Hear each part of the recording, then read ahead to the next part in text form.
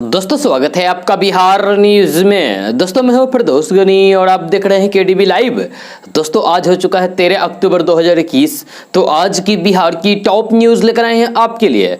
दोस्तों video start करने से पहले आपसे एक रिक्वेस्ट है, अगर आप नए आए इस चैनल पर तो फिर इस चैनल को सब्सक्राइब करके बेल आइकन को भी प्रेस कर दीजिए और साथ में वीडियो को लाइक कर दीजिए, अपने दोस्तों के साथ शेयर भी कीजिए।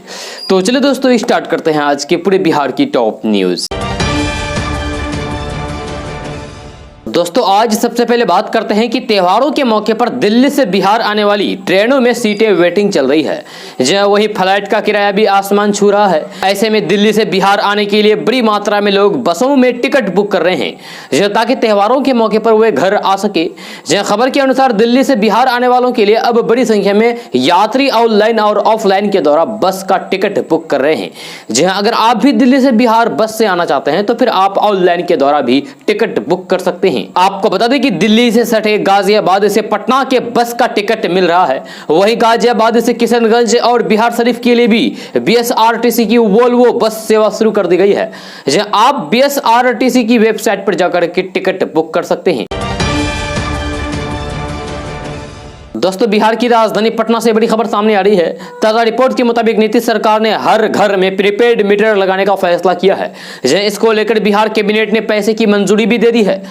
इससे यह साफ हो गया है कि अब बहुत जल्द बिहार के हर एक घर में यानी कि आपके भी घर में प्रीपेड स्मार्ट मीटर लगाए जाएंगे। खबर के अनुसार बिहार कैबिनेट में यह तय किया गया है कि नाबार्ड से कर्ज लेकर हर घर में प्रीपेड मीटर लगाया जाए। इसके लिए बिहार सरकार को करीब 11,000 करोड़ रुपए खर्च होगा। इसको लेकर विभाग स्तर पर तैयारियां चल रही है। मिली जानकारी के अनुसार प्रीपेड मीटर लगने के बाद पुराने मीटर को हटा दिया जाएगा। ये मीटर बिल्कुल भी प्रीपेड मोबाइल की तरह काम करता है, यानी कि अगर आप मोबाइल में रिचार्ज करते हैं तभी आप बात कर पाते हैं, रिचार्ज नहीं रहने पर आप बात नहीं कर पाएंगे। सेम इसी तरीके से स्मार्ट प्रीपेड मीटर में लागू किया गया है, यानी कि स्मार्ट प्रीपेड मीटर में आप पहले रिचार्ज करेंगे तभी आपको बिजली मिलेगी। रिचार्ज खत्म हो जाएगा तो फिर बिजली अपने आप कट जाएगी। जी हां, जैसे ही पैसे खत्म हुआ तो बिजली मिलना भी बंद हो जाएगी। दोस्तों राष्ट्रीय मानवाधिकार आयोग के 28वें स्थापना दिवस के मौके पर मंगलवार को आयोजित कार्यक्रम में प्रधानमंत्री नरेंद्र मोदी और गृह मंत्री अमित शाह शामिल हुए। इस दौरान प्रधानमंत्री नरेंद्र मोदी ने कार्यक्रम को संबोधित किया। प्रधानमंत्री मोदी 28वें एनएचआरसी स्थापना दिवस कार्यक्रम में वीडियो कॉन्फ्रेंस के जरिए शामिल हुए। कार्यक्रम को संबोधित करते हुए पीएम मोदी ने कहा है कि मानव अधिकार केवल अधिकारों के बारे में नहीं बल्कि कर्तव्यों के बारे में भी होना चाहिए। दोनों पर अलग अलग नहीं बल्कि एक साथ चर्चा होनी चाहिए। अपने अधिकारों के प्रति जागरूकता के अलावा प्रत्येक व्यक्ति को अपने कर्तव्यों का पालन करना चाहिए। इसी के साथ ही पीएम मोदी ने कहा है कि कुछ लोगों को एक ही तरह की घटी घटनाओं में से किसी एक में मानवाधिकारों का उल्लंघन दिखता है, लेकिन इसी तरह की दूसरी घटना में उनको ऐसा नहीं दिखता, ऐसा नहीं लगता। मोदी ने इशारों में निशाना साधते हुए कहा है कि राजनीतिक चश्मे से देखे जाने पर मानवाधिकारों का उल्लंघन होता है। वे चयनात्मक व्यवहार के माध्यम से देश की छवि को नुकसान पहुंचाने का प्रयास करते हैं। पीएम मोदी ने अपने भाषण में खुले में शौच मुक्त भारत अभियान का जिक्र करते हुए कहा कि जो गरीब कभी शौच के लिए खुले में जाने को मजबूर था, उस गरीब को जब शौचालय मिलता है तो फिर उसे प्रतिष्ठा भी मिलती है। जो गरीब कभी बैंक के भीतर जाने की हिम्मत नहीं जुटा पाता था, उस गरीब का जब जनधन अकाउंट खुलता है तो फिर उसमें हौसला आता है, उसकी प्रतिष्ठा बढ़ती है। वहीं पर 3 तलाक कानून के बारे में बताते हुए पीएम मोदी ने कहा कि दशकों से मुस्लिम महिलाएं 3 तलाक के खिलाफ कानून की मांग कर रही थी। हमने ट्रिपल तलाक के खिलाफ कानून बनाकर मुस्लिम महिलाओं को न्याय अधिकार दिया है। साथ ही कहा है कि भारत ने इसी कोरोना काल में गरीबों, असहायों, बुजुर्गों को सीधे उनके खाते में आर्थिक सहायता दी है। प्रवासी मजदूरों के लिए one nation one ration card की सुविधा भी शुरू की गई है ताकि वे देश में कहीं भी जाए उन्हें राशन के लिए भटकना ना पड़े। दोस्तों बाल विवाह की कुप्रथा के चलते दुनिया में हर दिन 60 लड़कियों की जान चली जाती है, जहां इनमें से 6 लड़कियां प्रतिदिन दक्षिण एशिया में मरती है। यह रिपोर्ट अंतर्राष्ट्रीय बालिका दिवस पर जारी हुई है। इसके अनुसार हर साल 22,000 लड़कियां कम उम्र में गर्भवती होने और फिर बच्चा पैदा करने के दौरान मर जाती है। दोनों समस्याएं बाल विवाह के चलते पैदा होती है। सेव द चिल्ड्रेन नाम की संस्था की रिपोर्ट में कहा गया है कि दक्षिण एशिया में हर साल 2000 लड़कियां कम उम्र में विवाह के चलते मौत का शिकार होती है। भारत और पाकिस्तान भी दक्षिणी एशिया में आते हैं। पूर्वी एशिया और प्रशांत महासागर क्षेत्र में प्रतिवर्ष यानी कि हर साल 650 लड़कियां और लैटिन अमेरिका कैरेबियाई देशों में हर साल 560 लड़कियों की असमय मौत होती है। जब बाल विवाह के चलते सबसे ज्यादा मौतें पश्चिमी और मध्य अफ्रीकी देशों में होती है। वहां करीब 9600 लड़कियां हर साल मरती है। इन देशों में हर दिन 26 कम उम्र लड़कियां असमय मौत के शिकार हो जाती है। दोस्तों, आरजेडी सुप्रीमो लालू प्रसाद यादव से जुड़ी ये बड़ी खबर सामने आ रही है। उनके 20 अक्टूबर को पटना आने की बात पहले से ही चर्चा में है, जो आपको केडीबी लैब के माध्यम से बताया भी गया है। नई खबर यह है कि वे 25 और 27 अक्टूबर को विधानसभा उपचुनाव की कुशेश्वर स्थान और तारापुर की सीटों के लिए प्रचार करेंगे। इसके साथ ही ये बात साफ हो गया है कि आरजेडी दोनों सीटों पर चुनाव लड़ने को लेकर गंभीर है। जहां वे कुशेश्वर स्थान सीट देने की कांग्रेस की मांग मानने के मूड में नहीं दिख रहा है। जहां अगर ऐसा होता है तो फिर कांग्रेस का महागठबंधन से अलग होना या फिर लालू का कांग्रेस के खिलाफ चुनाव प्रचार तय माना जा रहा है। चारा घोटाले में सजा पाए गए लालू प्रसाद यादव लंबे वक्त तक रांची के होटल वार्ड जेल में रहे हैं। इस दौरान वे बीमारी के कारण इलाज के लिए रांची के रिम्स अस्पताल और नई दिल्ली के एम्स अस्पताल में रहे। चारा घोटाला के सभी मामलों में जमानत मिलने के बाद फिलहाल वे नई दिल्ली में अपनी बेटी मीसा भारती के सरकारी आवास पर हैं। इस दौरान बेटे तेज प्रताप ने उन्हें बंधक बना लिए जाने का भी आरोप लगाया है। दोस्तों, एक सप्ताह पहले बिहार के सरकारी स्कूलों के प्रारंभिक शिक्षकों के लिए एक बड़ी खुशखबरी आई थी और खुशखबरी ये थी कि नीतीश सरकार ने 2,60,000 नियोजित शिक्षकों को वेतन देने के लिए 784 करोड़ रुपए आवंटित किया है और शिक्षा विभाग ने निर्देश दिया है कि 24 घंटे के अंदर शिक्षकों के खाते में वेतन का भुगतान किया जाए। ये खुशखबरी आई थी एक हफ्ता पहले, लेकिन अब तक ऐसा नहीं हो पाया है। एक सप्ताह का समय बीतने को है, लेकिन कई जिलों में पदस्थापित लाखों टीचर आज भी वेतन से वंचित है। पैसों की कमी के कारण पर्व त्योहारों में शिक्षकों को घर परिवार चलाने में काफी मशक्कत हो रही है, काफी दिक्कतें हो रही है। दोस्तों, यूपी बिहार की यात्रियों को घर आने और फिर जाने के लिए रेलवे ने त्योहारी मौसम में 5 फेस्टिवल स्पेशल ट्रेन चलाने का फैसला किया है।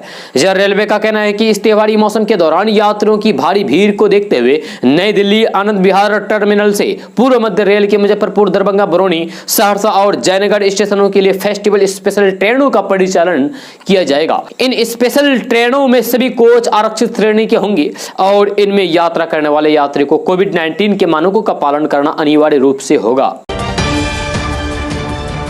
दोस्तों, बिहार स्कूल एग्जामिनेशन बोर्ड यानी कि बीएसएबी डमी एडमिट कार्ड 2022 10वीं 12वीं 12 अक्टूबर 2021 को जारी कर दिया है। बोर्ड ने रजिस्ट्रेशन प्रक्रिया के दौरान उम्मीदवारों द्वारा भरी गई जानकारी के आधार पर एडमिट कार्ड जारी किए हैं। जिन छात्रों ने कक्षा 10वीं 12वीं बोर्ड परीक्षा 2022 के लिए रजिस्ट्रेशन करवाया है वे आधिकारिक वेबसाइट पर जाकर के डमी एडमिट कार्ड चेक कर सकते हैं। दोस्तों, बिहार के गया जिले से बड़ी खबर सामने आ रही है, जहां गया आरपीएफ पुलिस को बड़ी कामयाबी मिली है। गया आरपीएफ पुलिस ने 46 किलो 600 ग्राम चांदी के साथ 2 तस्कर को गिरफ्तार किया है। आरपीएफ ने यह कार्रवाई प्लेटफॉर्म संख्या 1 पर की है। इस मामले में आरपीएफ इंस्पेक्टर अजय प्रकाश ने बताया है कि नवरात्र फेस्टिवल को देखते हुए सघन चेकिंग अभियान चलाया जा रहा है। इस दौरान 2 लोगों को नंदन कानन एक्सप्रेस ट्रेन से उतरते ही शक होने पर उन्हें बैग की तलाशी ली गई। तलाशी में उनके पास से 46 किलो 600 ग्राम चांदी बरामद किया गया है। दोस्तों, बिहार में पंचायत चुनाव जारी है। जब बिहार में अब तक 3 चरणों में चुनाव संपन्न हो चुका है। इस दौरान कई जिलों में चुनावी प्रक्रिया को प्रभावित करने की शिकायतें लगातार सामने आ रही है। इसी को देखते हुए चुनाव आयोग ने कार्रवाई तेज कर दी है। जब बिहार में पंचायत चुनाव को लेकर अब तक 5,24,000 से अधिक लोगों के खिलाफ अपराध प्रक्रिया के तहत नोटिस जारी किया है। इनमें से 2,04,000 से अधिक व्यक्तियों से बॉन्ड पेपर भरवाया गया है। वही बिहार में 11 चरणों में पंचायत चुनाव हो रहा है, जहाँ राज्य निर्वाचन आयोग के निर्देश पर कानून व्यवस्था बनाए रखने को लेकर ग्रामीण इलाकों में उपद्रवी तत्वों को चिन्हित करके नोटिस देने और फिर बॉन्ड भरवाने की कार्रवाई की जा रही है। दोस्तों, कुपोषण भारत समेत तमाम विकासशील देशों के लिए बड़ी समस्या है। यह देश के कुछ राज्यों में बाल कुपोषण की स्थिति गंभीर है। इसके खात्मे के लिए 1995 में मिड डे मील योजना की शुरुआत की गई थी। इसका नाम बदलकर केंद्र सरकार ने प्रधानमंत्री पोषण शक्ति निर्माण यानी कि पीएम पोषण कर दिया। इसके जरिए अगले 5 साल में कुल 1,03,000 करोड़ रुपए खर्च करने की योजना है, जहां इसमें से केंद्र सरकार करीब 54,000 करोड़ रुपए जबकि राज्य सरकारें 31,000 करोड़ रुपए का योगदान देगी। यह केंद्र सरकार खाद्यान्न पर लगभग 45,000 करोड़ रुपए का अतिरिक्त खर्च भी वहन करेगी। पहले सरकारी और सरकारी सहायता प्राप्त स्कूलों में पढ़ने वाले से कक्षा 1 से 8 तक के बच्चे इस योजना का लाभ उठाने के पात्र थे। इसके अलावा स्कूलों में पोषणहार उद्यान को भी बढ़ावा देने की योजना है। इन उद्यानों का मकसद छात्रों को अतिरिक्त पोषक तत्व प्रदान करना है। इसमें आकांक्षी जिलों और एनीमिया ग्रस्त बच्चों को भी पूरक पोषण देने का भी प्रावधान है। अब तक केंद्र सरकार गेहूं, चावल, दाल और सब्जियों के लिए ही राशि आवंटित करती है। अब अगर राज्य सरकारें चाहे तो फिर मेनू में दूध या फिर अंडे जैसे किसी भी घटक को जोड़ सकती है। केंद्र सरकार राज्यों से स्कूलों को प्रत्यक्ष लाभ हस्तांतरित करने के जरिए राशि उपलब्ध कराना सुनिश्चित करेगी। दोस्तों, साल 2019 और 2020 में दशहरा के दौरान पटना सहित बिहार के तमाम शहरों में बारिश होने से मेला और पूजा का मजा किरकिरा हो गया था। जी हां, साल 2019 में तो लगातार बारिश के कारण पटना के ज्यादातर इलाकों में जल जमाव हो गया था, लेकिन मौसम विभाग के अनुसार बिहार में दशहरा के मौके पर बिहार में बारिश की संभावना नहीं के बराबर है। ये इस बार की बात है। जहाँ मौसम विभाग के अनुसार दक्षिण पश्चिमी मानसून पूरे बिहार और झारखंड से विदा हो गया है। जहाँ 2 दिनों बाद मध्य प्रदेश, पश्चिम बंगाल के अधिकांश हिस्सों से एवं महाराष्ट्र और उत्तर पूर्व भारत के कुछ हिस्सों से मानसून की विदाई के आसार हैं। जब बिहार में बीते 24 घंटे के दौरान मौसम सामान्य रहा और अगले 24 घंटे के दौरान मौसम सामान्य रहने का पूर्वानुमान है। जब बिहार में पश्चिमी हवाओं का प्रभाव है, लेकिन बारिश की कोई भी संभावना नहीं दिखाई दे रही है। पश्चिमी हवाओं के प्रभाव के कारण बिहार के तापमान में थोड़ी बहुत गिरावट के आसार हैं। जहाँ अक्टूबर के अंत तक बिहार में लोगों को गुलाबी ठंड का एहसास होगा। नवंबर के दूसरे सप्ताह से दिन में हल्की ठंड का असर दिखाई पड़ेगा। दोस्तों, बिहार में लागू शराबबंदी कानून के बीच एक ऐसी तस्वीर सामने आई है जो सरकार की सख्ती और अंधविश्वास दोनों को उजागर कर रही है। मामला छपरा से जुड़ा हुआ है, जहां बिजली विभाग का खराब ट्रांसफार्मर को ठीक करने के लिए मशीनरी का सहारा ले रहा है और ट्रांसफार्मर को शराब का भोग लगा रहा है। जहां हैरत की बात यह है कि दावा किया जा रहा है कि शराब चलाते ही 3 दिनों से खराब ट्रांसफार्मर से बिजली आनी शुरू हो जाती है। जहां छपरा के सलेमपुर पोखरा के पास ट्रांसफार्मर पर शराब चला रहे बिजली विभाग के एक मिस्त्री की फोटो तेजी से वायरल होने लगी है, जैसे कि आप अपने मोबाइल स्क्रीन पर देख रहे हैं, और साथ ही सिस्टम पर भी सवाल खड़े होने लगे हैं। जब बिजली विभाग का ये कर्मचारी ट्रांसफार्मर की अगरबत्ती से पूजा करते हैं और शराब चलाते दिख रहे हैं। लोगों के अनुसार पिछले 3 दिनों से इलाके में बिजली बार बार कटी जा रही थी। नया ट्रांसफार्मर लगने के बाद भी समस्या बनी हुई थी। अगरबत्ती, फूल, लड्डू भी चढ़ाए गए, लेकिन समाधान नहीं हुआ।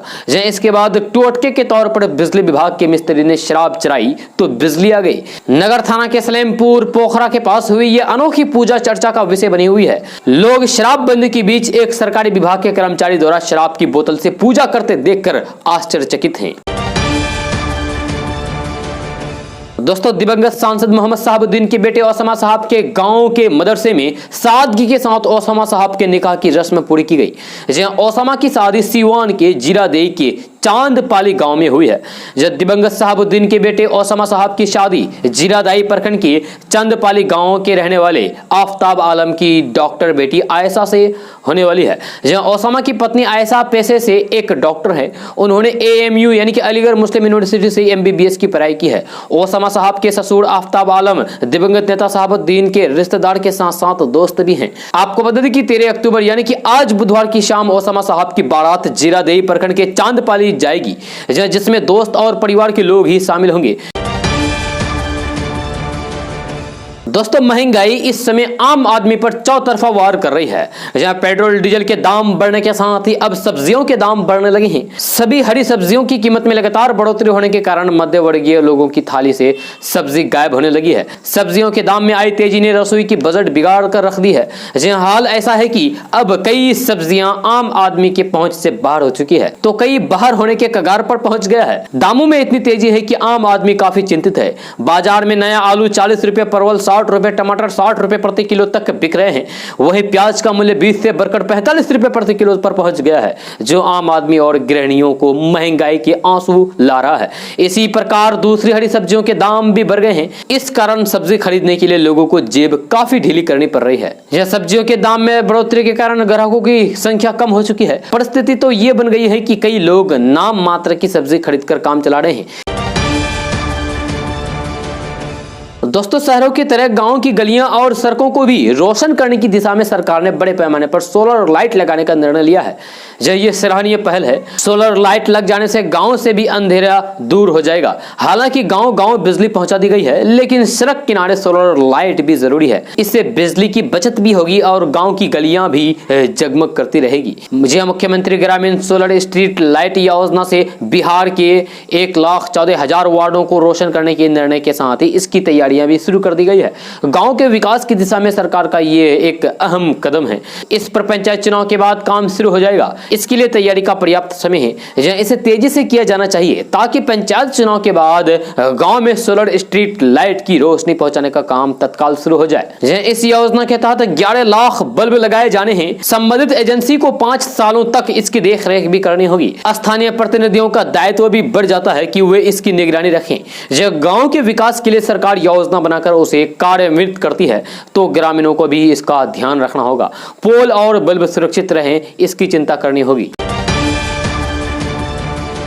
दोस्तों, कांग्रेस के बिहार विधानसभा उपचुनाव के लिए अपने स्टार प्रचारकों की सूची अब तय हो गया है कि कन्हैया कुमार और तेजस्वी यादव एक दूसरे के आमने सामने होंगे। यानी कि बिहार की जनता को जल्द ही 2 युवा नेताओं की टक्कर देखने को मिलेगी। कांग्रेस ने जिन चेहरों को स्टार प्रचारक के तौर पर चुनाव में उतारा है, उनमें सबसे ऊपर लोकसभा के पूर्व स्पीकर मीरा कुमार है। साथ ही पूर्व सांसद और सिनेमा के स्टार शत्रुघ्न सिन्हा को भी स्टार प्रचारक बनाया गया है। इसके साथ ही तारिक अनवर, भक्तचरण दास, मदन मोहन झा, अजित शर्मा, निखिल कुमार, सांसद अखिलेश सिंह, डॉक्टर अनिल शर्मा जैसे भी कई बड़े चेहरे हैं जो दोनों सीटों पर कांग्रेस के उम्मीदवारों के लिए बिहार में वोट मांगेंगे। हालांकि सबसे अधिक गहमा-गहमी कन्हैया कुमार के नाम को लेकर है। सियासत के जानकारों की माने तो कन्हैया कुमार के मन में एक कसक रह गई है कि 2020 के चुनाव में प्रचार के लिए बिहार जाने से उन्हें रोका गया है। माना जाता है कि लालू प्रसाद यादव के पुत्र और आरजेडी नेता तेजस्वी यादव के दबाव में कन्हैया कुमार का दौरा बिहार में नहीं करवाया गया। दरअसल तेजस्वी यादव महागठबंधन का चेहरा है, साथ ही सीएम पद के दावेदार भी हैं। ऐसे में कन्हैया कुमार के मेन स्ट्रीम में आ जाने के साथ ही तेजस्वी का तेज कम न हो जाए, इसीलिए भाकपा पर दबाव बनाया गया था। आपको बता दें कि इससे पहले लोकसभा चुनाव में बेगूसराय से सीपीआई के कन्हैया कुमार के खिलाफ आरजेडी ने तनवीर हसन को उतारा था। आरजेडी और सीपीआई के आपसी टकराव में भाजपा के गिरिराज सिंह ने बड़ी मार्जिन से जीत हासिल की थी। ऐसे में अब नए परिदृश्य में जब तेज तर्रार युवा नेता कन्हैया कुमार कांग्रेस में शामिल हो गए हैं और अब वह जब स्टार प्रचारक भी बन गए हैं, तो फिर ऐसे में आरजेडी और कांग्रेस के बीच तनातनी की तस्वीर दिलचस्प मोड़ लेती दिख रही है। माना जा रहा है कि कांग्रेस कन्हैया कुमार को चुनाव प्रचार में जरूर भेजेगी और 2 युवा नेताओं का आमना सामना भी जल्द होने वाला है। जाहिर है ऐसे में तेजस्वी और कन्हैया कुमार के तेज की अग्नि परीक्षा होने वाली है। हालांकि सियासत का एक दूसरा कोण है कि कन्हैया कुमार के चुनाव प्रचार में आने से भाजपा और जदयू के खिलाफ कांग्रेस की ताकत बढ़ेगी। दोस्तों, इस वक्त एक बड़ी खबर बिहार के नालंदा जिले से सामने आ रही है, जहां नदी में डूबने से 4 लड़कियों की जान चली गई। इस घटना के बाद से इलाके में मातमी सन्नाटा पसरा हुआ है। यह घटना नालंदा जिले के सरमेरा थाना क्षेत्र के एरिया केमी नगर पंचायत के काजी चक गांव के पास की है। मिली जानकारी के अनुसार 4 लड़कियां नदी में नहाने गई थी। इसी दौरान गहरे पानी में चले जाने की वजह से चारों डूब गई और उनकी जान चली गई। इस घटना के बाद से मौके पर चीख पुकार मच गई। स्थानीय लोगों की मदद से लड़कियों के शव को पानी से बाहर निकाला गया। दोस्तों, बिहार के सीतामढ़ी जिले से इस वक्त एक बड़ी खबर सामने आ रही है। बेखौफ बदमाशों ने एक डॉक्टर के घर को निशाना बनाते हुए 40 मिनट के अंदर 15 लाख की संपत्ति लूट ली है। यह सूचना पर घटनास्थल पर पहुंची पुलिस मामले की छानबीन में जुट गई है। आसपास लगे सीसीटीवी कैमरे को भी खंगाला जा रहा है। जहां अपराधियों को जल्द से जल्द पकड़कर सजा दिलाने की भी बात पुलिस कह रही है। जहां घटना सीतामढ़ी जिले के बेला थाना के चांदी राजवरा गाँव का है। बताया जा रहा है कि हथियार से लैस 15 बदमाशों ने होम्योपैथिक डॉक्टर राम प्रसाद राय के घर के मुख्य गेट तोड़कर प्रवेश कर गया। इस दौरान उन्होंने घर के सदस्यों को बंधक बना लिया। करीब 40 मिनट तक लूटपाट करके कुल 15 लाख की संपत्ति लूट ली। दोस्तों, बिहार के मुजफ्फरपुर में पुलिस की गिरफ्त से यानी कि पुलिस की कैद से 3 कैदी फरार हो गए। कैदियों के भागने के बाद प्रशासनिक महकमे में हड़कंप मच गया। ये सभी कैदी सड़ैया थाना के चैतपुर ओपी के हाजत से पुलिस को चकमा देकर भाग निकले। जब फरार कैदियों की गिरफ्तारी के लिए पुलिस की टीम छापेमारी करने में जुट गई है। हाजत से कैदियों के भागने की सूचना के बाद नीचे से लेकर ऊपर तक प्रशासनिक महकमे में हड़कंप मच गया। बताया जाता है कि सभी कैदी बाइक लूट और शराब से जुड़े मामले में पकड़े गए थे और उन्हें हाजत में रखा गया था। दोस्तों, बिहार मंत्रिमंडल ने दरभंगा एयरपोर्ट के विस्तार और वहां पर अतिरिक्त सुविधाएं बहाल करने के लिए 78 एकड़ जमीन का अधिग्रहण को मंजूरी दे दी है। जिसके साथ ही कैबिनेट ने भूमि अधिग्रहण के मुआवजा और एयरपोर्ट पर सुविधा बहाल करने के लिए 336 करोड़ 76 लाख रुपए की स्वीकृति दे दी है। इसमें से एयरपोर्ट पर 54 एकड़ भूमि में सिविल एनक्लेव का निर्माण होगा, वहीं बाकी 22 एकड़ जमीन में इंस्ट्रूमेंट लैंडिंग प्रणाली स्थापित किया जाएगा। इस प्रणाली के लग जाने से जाड़े के दिनों में कुहासे में भी विमान वहां पर उतर सकेंगे।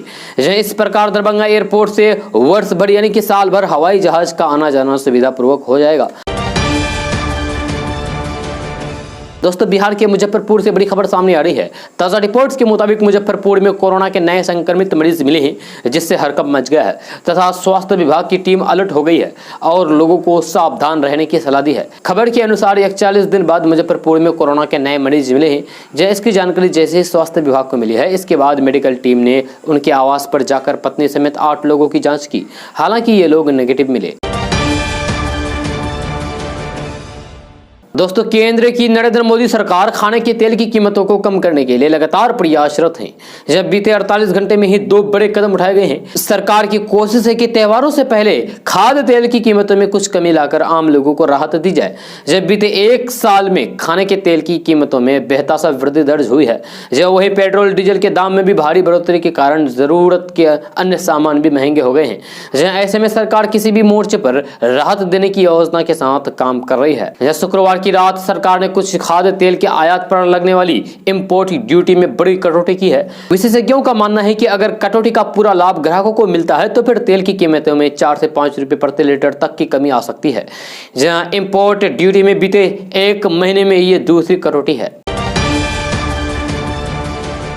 दोस्तों, बिहार की राजधानी पटना के घोनपुर गांव में करंट की चपेट में आने से चाचा भतीजे की जान चली गई। जहां आनंद फानन में लोगों ने मृत चाचा और भतीजे के शव को एनएच पर रखकर मुआवजे की मांग को लेकर सड़क जाम कर दिया। बताया जाता है कि घोनपुर निवासी वर्धन यादव अपने गांव से देर शाम अपने खेत की ओर जा रहे थे। जब खेत में लटक रही करंट प्रभावित बिजली की तार की चपेट में आ गए और बेहोश होकर गिर गए। कुछ देर बाद उनके भतीजा पिंटू कुमार चाचा को उठाने गया तो वे भी करंट की चपेट में आ गया। जब दोनों घंटों तार की चपेट में फंसकर पड़े रहे। लगभग 2 घंटे के बाद पिंटू का छोटा भाई अभिषेक चाचा और भतीजे को खोजते हुए वहां पहुंचा और हल्ला करके ग्रामीणों को इसकी सूचना दी। यह ग्रामीणों ने आनंद फानन में बिजली काट करके दोनों को गांव लाए। तब तक दोनों की जान जा चुकी थी। दोस्तों, राम मनोहर लोहिया की पुण्यतिथि पर लोहिया पार्क में श्रद्धांजलि समारोह का आयोजन किया गया था, जिसमें बिहार के राज्यपाल फागू चौहान के साथ ही मुख्यमंत्री नीतीश कुमार शामिल हुए। उनके साथ ही सरकार के डिप्टी सीएम तारकिशोर प्रसाद एवं अन्य नेता भी शामिल हुए। लोहिया पार्क पहुंचे राज्यपाल और सीएम नीतीश कुमार ने स्वर्गीय राम मनोहर लोहिया के प्रतिमा पर माल्यार्पण करके श्रद्धांजलि दी। श्रद्धांजलि समारोह में शामिल डिप्टी सीएम तारकिशोर प्रसाद ने मीडिया से बात करते हुए कहा कि डॉक्टर लोहिया कमजोर तबके के लोगों को सामाजिक रूप से मजबूत करने के लिए लगातार प्रयास करते रहे। यही वजह है कि समाज के सभी तबका उनका सम्मान करता है। आपको बता दें कि डॉक्टर राम मनोहर लोहिया को परिवर्तन के मसीहा कहा जाता है। उनका जन्म 23 मार्च 1910 में हुआ था, जबकि 12 अक्टूबर 1967 में उनका निधन हुआ था।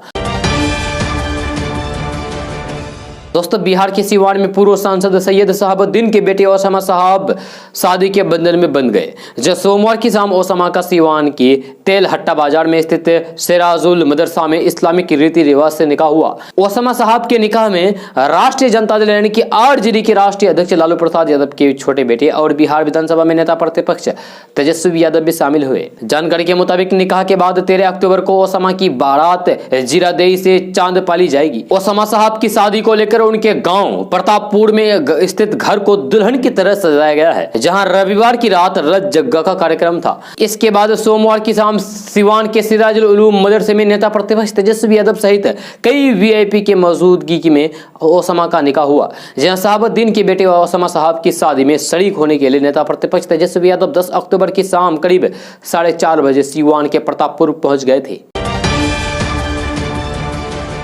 दोस्तों, गंगा नदी के पानी को नालंदा और गया तक ले जाने का जो मिशन मुख्यमंत्री नीतीश कुमार ने शुरू किया था, अब उसका काम जमीन पर दिखने लगा है।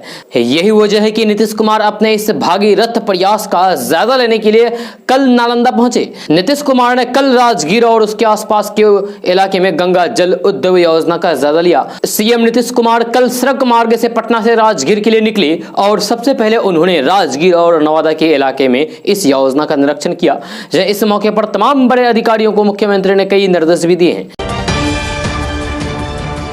दोस्तों, बिहार की राजनीति और अपनी पार्टी राष्ट्रीय जनता दल के भीतर ही जगह बनाने के लिए लालू प्रसाद यादव के बड़े बेटे तेज प्रताप यादव संघर्ष कर रहे हैं। सोमवार को उन्होंने समर्थकों के साथ गांधी मैदान से चरखा समिति तक धूप में गरमाई सड़क पर नंगे पैर यात्रा की और लोकनायक जयप्रकाश नारायण की प्रतिमा पर माल्यार्पण किया। यात्रा के दौरान समर्थक उनके पैरों और सड़क पर मिनरल वाटर की बोतल से पानी उड़ेलते दिखे ताकि छाले न पड़े। पद यात्रा के बाद तेज प्रताप यादव अपने तलवों पर मलहम लगाते भी नजर आए। यह तेज प्रताप यादव ने छात्र जनशक्ति परिषद नाम से संगठन बनाया है, जिसका अपना झंडा भी है। तेज प्रताप यादव खुद को लोकनायक जयप्रकाश नारायण का अनुयायी मानते हैं। लोकनायक की जयंती पर उन्होंने समर्थकों के साथ 2.5 किलोमीटर की पद यात्रा निकाली और तेज प्रताप यादव के समर्थक तेज प्रताप यादव के पैर पर मिनरल वाटर डालते रहे ताकि पैरों पर छाले न पड़े। पद यात्रा निकालने से पहले तेज प्रताप यादव ने एक निजी चैनल को दिए गए इंटरव्यू में कहा है कि उनकी लोकप्रियता से पार्टी के अंदर उनके विरोधी जल रहे हैं। उन्होंने कहा है कि मुझे दूसरा लालू कहा जाता है, इस वजह से कई लोगों को जलन है। यह भी कहा है कि स्टार प्रचारकों की लिस्ट में मेरा नाम नहीं है, इससे मैं दुखी नहीं हूं। मां और बहन का नाम उस लिस्ट में नहीं है, इससे मैं आहत हूं। जिन लोगों ने ऐसा काम किया है उनको माफी मांगनी चाहिए। दोस्तों, बिहार के मुख्यमंत्री नीतीश कुमार ने जाति आधारित जनगणना कराने को लेकर स्पष्ट कर दिया है। जहां उन्होंने कहा है कि चुनाव के बाद सर्वदलीय बैठक करके इस पर अंतिम निर्णय लिया जाएगा। क्या और कैसे किया जाएगा, इन सभी बातों पर विचार विमर्श करके उचित निर्णय लिया जाएगा। यह तय है कि इसे कराएंगे तो बहुत ठीक ढंग से कराएंगे ताकि इसमें कोई भी गलती ना रहे। मुख्यमंत्री नीतीश कुमार ने कहा है कि अगर जाति आधारित जनगणना होगी तभी यह स्पष्ट हो पाएगा कि किस तबके की कितनी संख्या है और उनकी मौजूदगी की स्थिति क्या है। पूरी वास्तविक स्थिति सामने आएगी। सभी पहलुओं पर विचार करके निर्णय लिया जाएगा। इससे पिछड़े तबके को आगे बढ़ाने में मदद मिलेगी। सभी तबकों का विकास हो सकेगा। इससे राज्य और देश का विकास हो सकेगा। दोस्तों, 24 घंटे में 22 घंटे तक बिजली की सुविधा का आनंद लेने वाले बिहार के छोटे शहरों, गांवों, कस्बों के लोगों को अब रोज 8 से 9 घंटे लोड शेडिंग का सामना करना पड़ रहा है। दरअसल बिहार में बिजली की किल्लत हो गई है। बिहार के मुख्यमंत्री नीतीश कुमार बिजली की किल्लत को लेकर स्थिति स्पष्ट कर चुके हैं। जब बिहार में जारी बिजली की किल्लत को लेकर नीतीश कुमार ने सोमवार को कहा था कि बिजली की समस्या है, लेकिन हम आपूर्ति की पूरी कोशिश में लगे हैं। समस्या सिर्फ बिहार की नहीं बल्कि अन्य जगहों पर भी है। बिहार की जरूरत से कम बिजली मिलने की वजह से बिहार में लगातार बिजली की किल्लत हो रही है। बिजली घरों से पर्याप्त बिजली का उत्पादन नहीं होने से बिजली की कमी सामने आ रही है। पटना से सटे बाढ़ एनटीपीसी की तो इस पावर ग्रिड की यूनिट 4 से 660 मेगावाट बिजली का उत्पादन अभी हो रहा है, जबकि इसकी उत्पादन क्षमता 1320 मेगावाट है। बाढ़ एनटीपीसी की यूनिट अभी बंद है, जो कि 660 मेगावाट उत्पादन करता था। दोस्तों, बिहार की राजधानी पटना से बड़ी खबर सामने आ रही है। ताजा रिपोर्ट के मुताबिक बिहार कैबिनेट ने बैठक में किसानों के लिए एक बड़ा फैसला लिया है। इससे किसानों में खुशियों की लहर दौड़ पड़ी है तथा किसानों की बल्ले बल्ले हो रही है। खबर के अनुसार बिहार में जल जमाव से पड़ती रह गए खेतों के लिए पहली बार किसानों को मुआवजा दिया जाएगा। इसको लेकर बिहार कैबिनेट ने 1002 करोड़ रुपए कृषि इनपुट सब्सिडी को मंजूरी दे दी है। बहुत जल्द किसानों को ये राशि दी जाएगी। जी आपको बता दें कि जो किसान इसका लाभ लेना चाहते हैं उन्हें ऑनलाइन के द्वारा आवेदन करना होगा। आवेदन मिलने के बाद ये राशि किसानों के खाते में सीधे भेज दी जाएगी। इससे जिन किसानों के खेत जल जमाव से पड़ती रह गए थे उन्हें आर्थिक मजबूती मिलेगी। मिली जानकारी के अनुसार बिहार में अति बारिश और जल जमाव होने के कारण करीब 1,41,000 हेक्टेयर भूमि पर खेती नहीं हो सकी है। इससे किसानों को काफी नुकसान का सामना करना पड़ा है। इसी को देखते हुए सरकार ने यह बड़ा फैसला लिया है। दोस्तों पटना नगर निगम के अंतर्गत रहने वाले किराएदारों को भी अब टैक्स देना पड़ेगा। जहां ये टैक्स डोर टू डोर कचरा उठाव के लिए लिया जाएगा। नगर निगम ने निर्णय लिया है कि किराएदारों को कचरा उठाव के लिए अलग से शुल्क देना होगा। जब दूसरी तरफ व्यवसायिक प्रतिष्ठान और दुकानों को निगम बड़ी राहत देने जा रहा है।